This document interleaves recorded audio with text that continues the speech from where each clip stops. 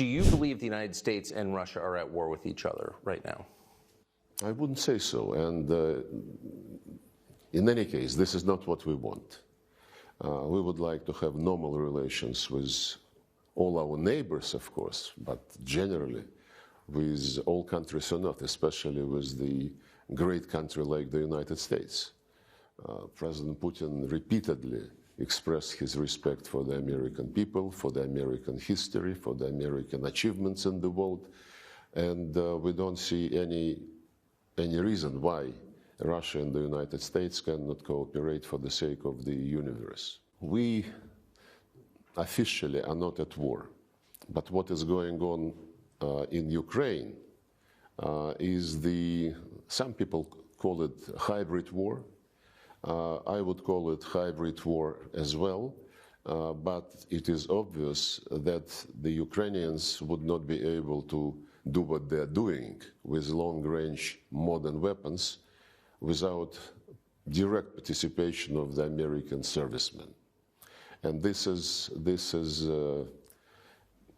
dangerous, no doubt about this. We don't want to aggravate the situation, but since ATACMS and other long-range weapons are being used against mainland Russia, as it were, we are sending signals, and we hope that the last one, a couple of weeks ago, the signal with the new weapon system called Oreshnik, yes, was taken seriously. The United States and the allies of the United States, who also provide this long-range weapons to the Kyiv regime, they must understand that we would be ready to use any means not to allow them to succeed in what they call strategic defeat of Russia. They fight for keeping their hegemony over the world, on any country, any region, any continent. We fight for our legitimate security interests, so they fight for the regime which is ready to sell or to give to the West all the natural and human resources. We fight for the people who have been living on these lands, whose ancestors were actually developing those lands, building cities, building factories for centuries and centuries. We care about people, not about natural resources, which somebody in the United States would like to keep and to have Ukrainians just as servants sitting on these natural resources. So the message which we wanted to sell by testing in real action this hypersonic system is that we will be ready to do anything to defend our legitimate interest. We hate even to think about war with the United States, which will take, nuclear character. Our military doctrine says that the most important thing is to avoid a nuclear war. And it was us, by the way, who initiated in January 2022 the message, the joint statement by the leaders of the 5 permanent members of the Security Council, saying that we will do anything to avoid confrontation between us, acknowledging and respecting each other's security interests and concerns. This was our initiative. And the security interests of Russia were totally ignored when they rejected, about the same time, when they rejected the proposal to conclude a treaty on security guarantees for Russia, for Ukraine, in the context of coexistence and in the context when Ukraine would not be ever member of NATO or any other military bloc. There are several channels, but mostly on exchange of people who served terms in Russia and in the United States. There were several swaps There are also channels which are not advertised or publicized, but basically the Americans send through these channels the same message which they send publicly. You have to stop, you have to accept the way which will be based on the Ukrainian needs and Ukrainian position. They support this absolutely pointless peace formula by Zelensky, which was additioned recently by Victory Plan. They held several series of meetings, Copenhagen format, Bürgenstock, what have you,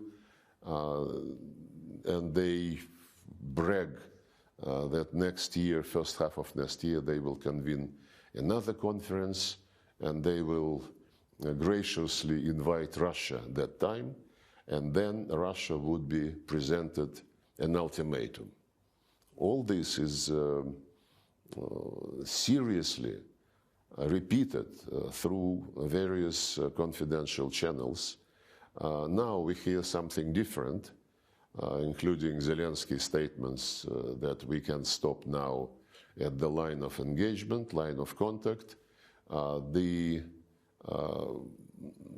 Ukrainian government will be admitted to NATO, but NATO guarantees at this stage would cover only the territory controlled by the government, and the rest would be subject to negotiations, but the end result of these negotiations must be total withdrawal of Russia from Russian soil, basically.